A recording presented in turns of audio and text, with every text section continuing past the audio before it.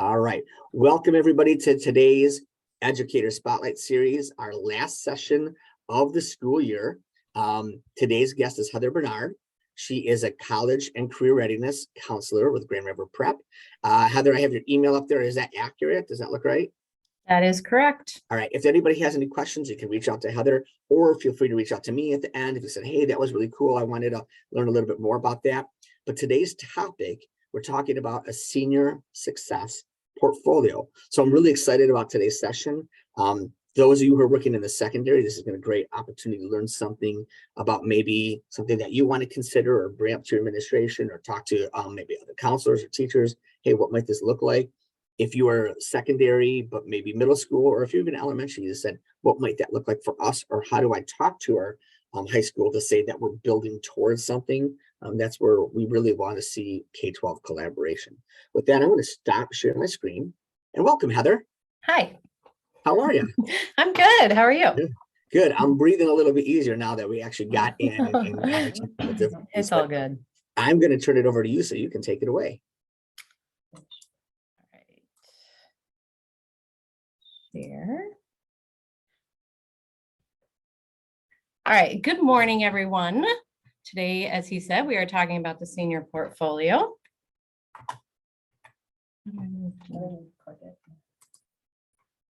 So I wanted to also introduce Kristen Schumacher-Smith. She is going to be participating in this presentation today. She can introduce herself, but again, I'm Heather Barnard from Grand River Preparatory. I am the College and Career Readiness Counselor, and I've been a counselor for going on 6 years.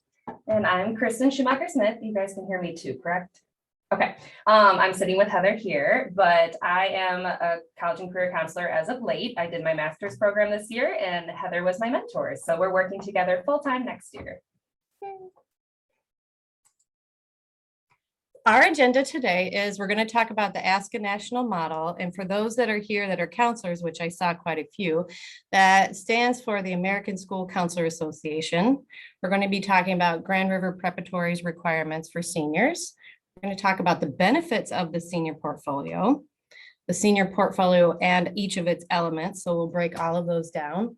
We're going to do a little diving into metacognition, the skills gap, and then we'll have time for questions. And feel free to interrupt anytime. We love engagement, so feel free. So the American School Counselor Association, we are not necessarily like in charge of the senior portfolio, but we like to make sure that we are an advocate for the school counseling model and mindsets and behaviors for the professionals. We attached a few here and it was really hard to pick because I feel like this particular project meets a lot of our professional goals. So I have a few listed here. One being every student should graduate from high school prepared for post-secondary opportunities. School counseling programs promote and enhance student academic, career, and social emotional outcomes. And the final one, demonstrate understanding of the impact of cultural, social, and environmental influences on student success and opportunities. And you'll kind of see as we go through it how these fit.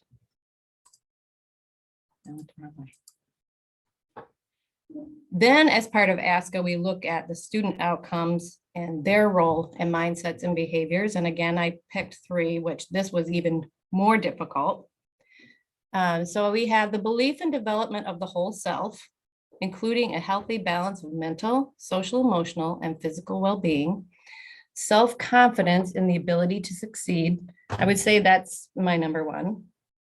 And understanding that post-secondary education and lifelong learning are necessary for long-term success. Okay, and at Grand River Preparatory High, we have a few extra requirements that our students are required to do in order to graduate. So a couple of those things are they have to take 2 advanced placement classes, AP classes, throughout their 4 years. They have to have 60 hours of community service. All seniors are accepted, don't have to attend, but are accepted to a 4-year university. And then within the senior portfolio, they have to have the senior portfolio done and give a presentation, as well as have a job shadow, which will explain what that job shadow looks like within.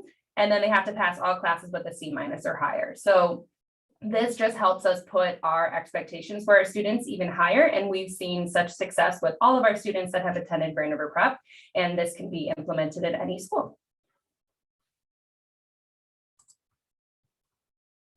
Benefits, I mean, the benefits of a digital portfolio or just any portfolio for students is endless. A few things, Heather dove into research, but with all of this as well, but just some big things is it helps build confidence, as Heather said, and believing in themselves, as well as help them prepare for careers. I tell them all the time that for my master's program and for my undergrad and for jobs, I've had to create portfolios as well. So it's really helpful to have that in advance. They are able to develop 21st century skills because they're using technology. We're using Google Sites here at Grand River. It showcases them as well. So it showcases what they have done. A lot of students aren't able to talk very highly of themselves because they're not used to it. But really by having this portfolio, they dive into, they're like, wow, I have done a lot these past 4 years, and it gives a time to celebrate it. As well as it helps as they each present to each other to see that everyone is making their own pathway in life, and it gives them the independence and the choice to do what they want to do and see that there are so many different options. And then we also just focus on the strengths and learning styles of our students so that we're looking at the whole student and not just parts of them.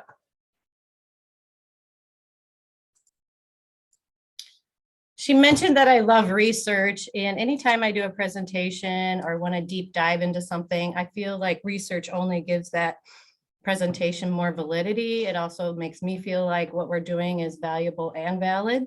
So metacognition is more of the process of reflecting on one's progress over time. And as students engage in this portfolio, they can start with things that are in 9th grade. They can even go back to middle school, and they can just build on those experiences. They can go back and take a look at it, and they can really take a look at where they've been, where they are, and where they're going. So this is a high school setting, but I absolutely believe this could be implemented in different ways at different levels. What I really like about it is it helps that student be more independent and take more ownership of their work. It makes them separate themselves from other people. It's kind of like your internal self, and valuing that and seeing how you are unique when you go out into the world. So I also got some quotes from some students from the University of Michigan. Now I wanted to read those to you just to give you an idea of student reflections. I'm trying to move. All right, so this is what one student had to say. I also realize that my work is a reflection of me, and that my identity and background, an African-American woman growing up in Detroit, have always played a part in my learning.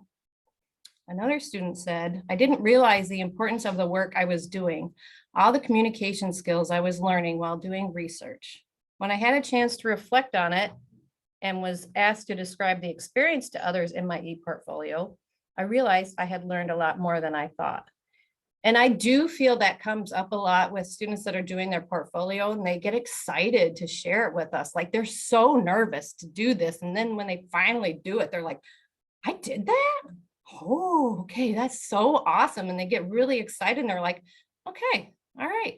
And so I feel like it's again, I'll use the word deep dive. It's really, they really have to look in themselves and see who they are and how they can apply it.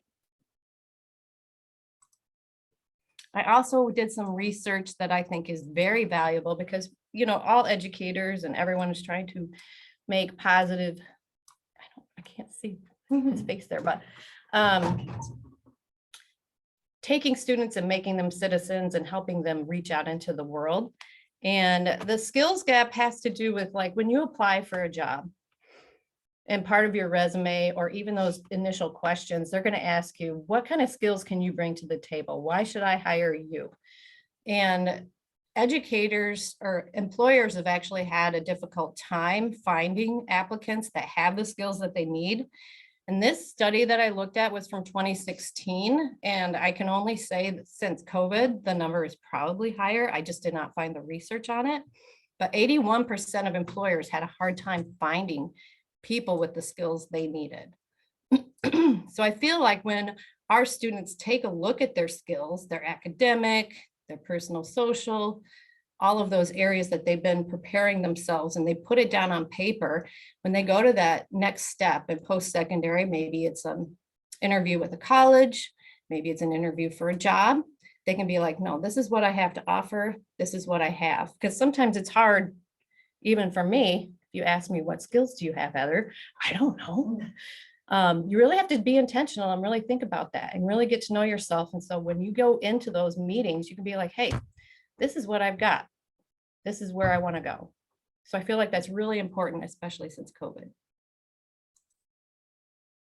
All right, now we're going to dive into kind of our senior portfolio and what we have our students do here at Grand River Preparatory. We are also part of NHA, National Heritage Academies. So the other high schools also do senior portfolios. And so it's important to note that we did not create the senior portfolios, Heather and I. We had it developed by a curriculum team in years past. And then every year they kind of look things over and we reevaluated, fine-tuned it, perfected it every single year to make sure that it shows the growth of the student. So we use Google Sites. We always have this example of Jane's portfolio that students can use as guidance, or they can take it with a grain of salt and create their own individual one.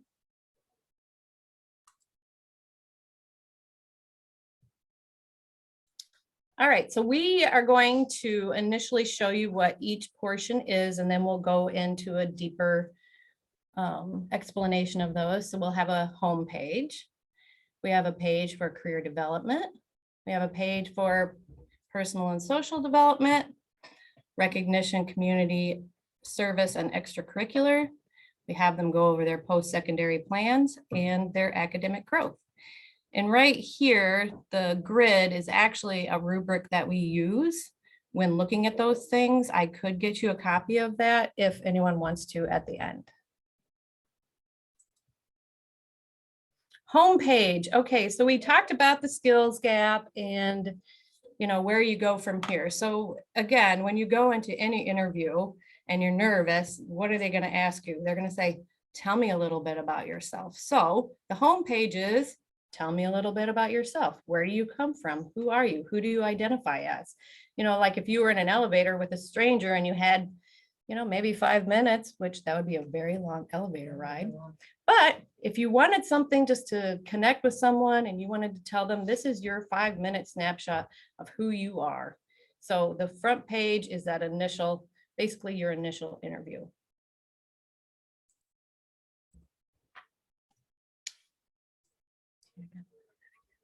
All right, personal social. Again, personal social, we have students from a variety of backgrounds, a variety of experiences. This is really a page for them to look at their life, where they connect. And we do have a lot of students, like Kristen has a map up there. We have a lot of students that identify with one of the flags from the other countries, and they always bring that into their senior portfolio, and I love that. But it's a way for them to separate themselves from everyone else. They do these portfolios like in an advisory, but we don't want all the students to have the same information because they're not all the same. We're all unique. We all bring different things to the table. So this is really a place for them to see, what skills do I have? What's my personality? What are my own strengths and weaknesses? What do I believe in? What's even important to me? So the artifacts, I can't actually see that at the bottom, but that's cut off. But we can also get you a copy of that. So this is just really a time for them to connect with who they are. Sometimes I really love it when they go home or they call their grandma or grandpa or their uncle or someone else that's seen them grow, and they get stories of where they came from, stories they never even knew about. And they're like, wow, that's my heritage. That's really amazing. So it's really a good starting point just to identify who they are. And then we fall under academic growth as well too. This one's usually harder for students because a lot of students who consider themselves, oh, I'm not good at school, they're like, well, I haven't grown. And I was like, think about it. You really have, especially this year's senior class with the first year and a half being COVID. So they were online learning. And I've had a lot of students reflect this year on, oh, wow, I guess I have grown as a student. Yeah, it was weird in COVID. I wasn't really trying too hard. And now my grades are brought up, or I really like in person versus that.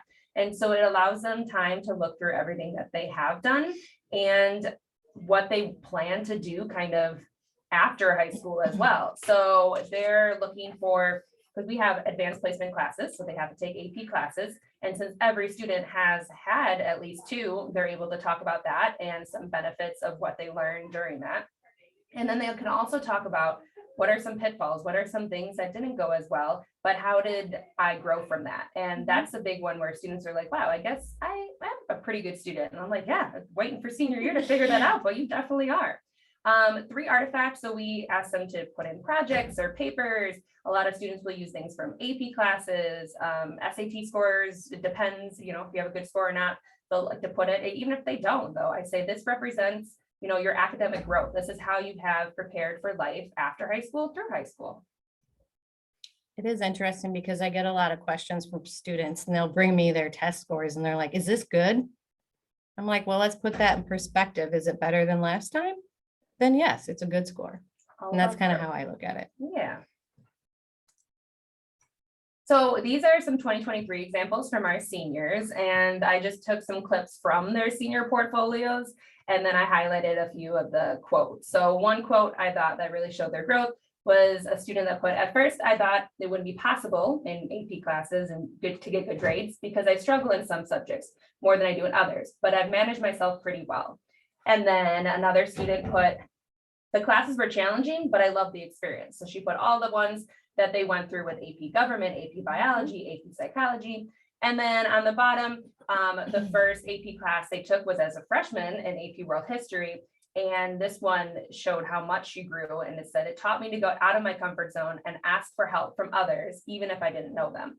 So just by these little blurbs that they put within their academic growth section, they're able to see as well how much they have grown as students compared to their first AP class or freshman year classes versus now and what they've learned. And then career development, personally, this one is one of my favorites because I love making resumes. It's kind of nerdy of me, but just like Heather likes to dive into research, I like making resumes.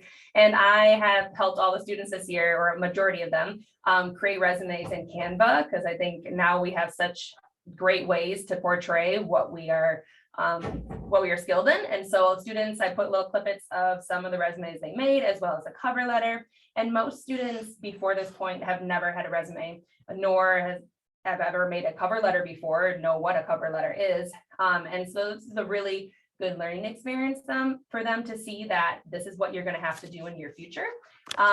As for students that don't feel like that never had a job in high school, I tell them this is still a chance to show that you're looking for an entry-level position and that you do have experience and volunteer experience, because all students here that they have to do 60 hours of community service. So we put volunteer experience as well. And so this is kind of where they dive into, well, what career are they interested in? And what will they be prepared for in the future? And then the one part that we'll talk next slide about is going to be the job shadow. So all students, if they're not in the early college program, are required to do a job shadow, and they put this portion in their career development. And so the job shadow, they pick a few careers that they're interested in, and then we have some resources available, or they contact on their own, and they find a career that they have the most interest in, and then they contact to see if they can observe for at least 2 to 3 hours, if not more, sometimes a whole day, and observe what it's like living or every typical day in that job and what they're going to learn. A few benefits I've seen from this: we've had students learn about what they want to do and what they don't want to do. I've had students who were set on being a vet this year, and then they came back from their vet job shadow and they're like, I don't think I can do that. That was intense with animals. Like, oh my gosh. And I was like, that's okay. That's why you had to experience it, rather than going through 4 years, 5 years of college and then being like, oh wait, I don't want that. Same with being a teacher. Like when I first started as teaching, I had never observed a teacher ever. And I was like, besides as a student, and I said, oh yeah, I definitely want to be one. And then my first day looking at it, I was like, oh my gosh, this is a lot. So it helps them figure out what they might not want to do. We had several students get offered either a summer internship or even a job. So for this upcoming year, and I said, put that on your resume. That looks great now. One student is goes with KCTC, the Kent County Technical Center, and she already has a job lined up with Spectrum Health after she graduated because she did her job shadow there too. And then we also just see a growth in confidence during interviews. But the benefits of job shadows are endless. So if anything, at least having students do job shadows within their high school is great, but then having them reflect about it after is what shows that it's even more growth. So on the left is our checklist for what they need to do to get a job shadow, how to reach out. And then we're here along the way to help them contact and figure out the best places for them. I'm going to add to this one. Yes. Something, we've been going through these job shadows now a couple of years with these particular students. And I would say that if you are going to incorporate this, and this is something personally I want to get better at, is, students are really nervous about contacting people. Like, we gather a whole list, we've got emails, we've got phone numbers. And yeah, so I've really learned that it's very nervous for them, and they really don't know always how to present themselves. Like, I feel like we should go back and start helping them develop the skills of what it means to go in person and say hello, shake your hand. I mean, again, these students were in COVID, so they're not used to that. And so just knowing the basics of how to show up, how to communicate in an email, I think would be a really good process you could add to this if you do it. And starting young, yeah, because we had some seniors that showed up to their job shadow in sweatpants and a hoodie. And then I was told about it after, and I was like, oh no, this is something that we need to teach them in 10th, 11th grade and going into senior year. That's not how you show up for an interview, a job shadow, none of that. So the professionalism is very important, that we need to teach those skills. Post-secondary plans. I get very excited when I talk to students about their futures. This is one thing I'm very passionate about. So post-secondary, whenever a student talks to me like, well, I'm not going to college. Great, that's fine. Let's talk about what you are going to do. Do you have a plan? Do you want to go into a career? Do you want to take a gap year? Do you want to go into the military? All these things are okay. Every option is okay. Where I come in is helping that student identify exactly what it is they want to do and how that student plans to get there. So what skills do they need? Do they need my assistance reaching out to a military rep? Do they need help with an application? I kind of like to break it down by a timeline of what goals they have and how they're going to reach it, so they feel more confident. Kind of like reaching out to that person to get a job interview. They can get very nervous about, okay, so I want to go to this college, but they really have no idea what that means. So it's my job to make sure that they feel confident in the choice that they have moving forward. And I think they also get really excited about this page because they put on their acceptance letter and they're like, ooh, I got into GVSU, Michigan State. Maybe they're going out of state. I'm not sure, but this is just really a place for them to showcase exactly what they're doing and what their future is, and just owning that and being proud of it. And when a person sits down and they look at it on paper and they're like, no, this is who I am, this is what I'm going to do, I feel like that makes it more concrete and more doable in the future. Recognition, community service, and extracurriculars. As Kristen mentioned, we do a lot of community service, including the job shadow. But your extracurriculars really, again, separate yourself from other people. And there's a lot to do in the community. There really is. If we look, there are lots of different varying opportunities for things for people to get involved in. The one thing I like to see in these different roles are students can begin to identify that they're good leaders. They can present on a resume, hey, I did this volunteer activity in this particular community. I feel like I resonated with that community. That opens doors for other opportunities for them, or just shows that, hey, they put in the time. They served these people. This is what they actually did. And I mean, our students have a lot of volunteer hours. And so I think on the resume, they don't always think that that's something they should add, but they absolutely should. Any time a student volunteers, have them put it down. I don't know if you use Zello or Career Cruising or what it is, but have them put it down. It's significant. And I don't care if they woke up on a Saturday morning at 7 o'clock because their parents are like, it's time to go, and they're grumpy. They still did it. They need to give themselves credit for that. So this is also has to do with like recognition, like the National Honor Society, any certificates you've earned along the way, any awards. Like just be happy with yourself and just acknowledge what you've done and added to the community, because being part of a citizen in the community is huge. And we're building citizens here every single day. And so I like that they can feel connected to the community by what they've done. Okay, and then finally, to end their portfolio after they've created this over the first few months of school, they work on this during advisory. They have a choice to either present in front of the class or make a video recording. We've also had some students just present in front of their advisory teacher and like myself, for example. But we work with this rubric that is on there that we'll also share out. We have a shared Google Drive that we can share all the resources that we use here. So we have a lot of students that this is probably the most nerve-wracking part, but I love sitting on these presentations, and then after they all get their applause and they're like, oh, that wasn't that bad. And I was like, exactly. And it should be good to talk about what you had just done. So yeah, they work with all that. We make sure they have all the parts within it. We've had a student who was more comfortable talking in Spanish, so we let her present in Spanish to Spanish speakers, and just anything that makes them feel the most comfortable. But this is the part where they're showcasing everything that they just did to their classmates and or their teachers. If you really want these to be a certain amount of time, I would definitely let them know that ahead. I've had 8-minute presentations and I've had hour presentations. So some students really get into it and love it. So if you are trying to meet a deadline, you might want to specify the exact time.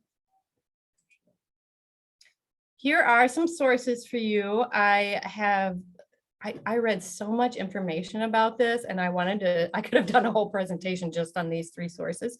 So if you want more information and you want to build a program, these are 3 very valuable resources to use. And so if you just put that in if you copy and paste that into your web browser, those articles should come up. And then as promised, we do have access to our shared Google Drive that has all of our information that we use here at Grand River. This slideshow will also be shared out, but it's tinyurl.com/GRP portfolio resources. And then if you have any questions or requests for more resources that you saw and that are not in there, contact one of us. We would love to share out. We believe that as educators, as counselors and everything, it's better to share all the resources rather than creating from scratch something that's already out there. So now we are open to questions, and we really want to thank everyone for being with us today. We had a question from Glinda, it looks like, that says, do students have to apply to college? What about applying to community college or the military? Would that count? What about pursuing an apprenticeship? Would that count too? So yeah, that's a great question. We do have them all apply to a 4-year university. As of next year, I believe, hopefully, GRCC will count as that as well, but it hasn't counted. Because I mean, GRCC, any community college is just as important. Because we're a college prep school, we have them apply to it, get accepted, just to show that they have the ability to how they can afford it financially, that they have the ability to get into a college. But we encourage them to apply to the military, to apply to apprenticeships and all those fun things as well. But we do have for the requirement at Grand River, we have them apply to a 4-year university. We also had the question about advisory. So our senior advisors really, it's more like kind of like a homeroom, but it's a time that we have every day for a half hour. And so beginning in the fall, all the way up until the end of the year, they are having lessons on how to develop these things. And they actually present to their actual advisory class. So the entire advisory class is doing this together. And again, it's just a set amount. I don't know, what do we have? 6 advisory teachers right now? So well, per grade. And so each grade will have an advisory and they kind of build up within it. That's something that the curriculum team with NHA is also developing more, is just that grounded curriculum for every grade of advisory, because when they get to 12th grade advisory, that's where the big project comes along. So by starting earlier in 9th, 10th, 11th grade, they can help build their resources and have all that ready. Okay, that was actually one of the questions I had. So they're actually starting this portfolio process earlier on. It's obviously the bulk of it comes to their senior year, but you're actually having them think about it, start adding resources. well, Yes. We're gonna make that happen. Right now, it's just 12th grade. They're like, bam, here's what you got to do, and they get overwhelmed. But with two Yes. now, I think it could definitely go over time. But that might be up and coming or not. I'm not sure yet. Yeah, but I think there's a lot of value in that, because as they start thinking about it, how many times do we get rid of something that we don't save it? I Not realize, know. oh, that's something to be saved for a portfolio. And then when you have something better, you replace it with something better, right? So it's, Yes, and that's how those EDPs come into place that I feel like counselors do, and then they don't use.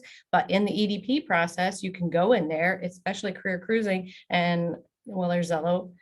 Sorry, we use Zello too, but you can add those experiences in there, and parents can look at it. They can access it at home. That can be their safe place, and then they don't have to keep a list of paper somewhere like we used to in the old days, and they'll have it all there when they get there. So I like that idea too. well, I definitely have more questions, but I'm looking at the time, and I know we got started a couple minutes late, so I got to wrap it up so I can let people go. Are you willing, Heather, and will you be willing to stick around just for a minute or two? If anybody has additional questions asked, just for a couple minutes, in case if there are questions, I don't want to shut anybody down. So Heather and Kristen, if you're willing to do that. In the meantime, I'm going to jump right back to my screen here. So you're good. You can leave yours up. I'm just going to share mine here quickly. 1 second. All right, there. Do you see my screen again? We do. Okay. So I'm just going to wrap things up, but man, some really good. And I saw a couple of comments, really good meet, a lot of information. I agree completely. And it made it sound, I think you said that tiny URL website is all those resources that is open for anybody to take a look at. Is that right? Correct.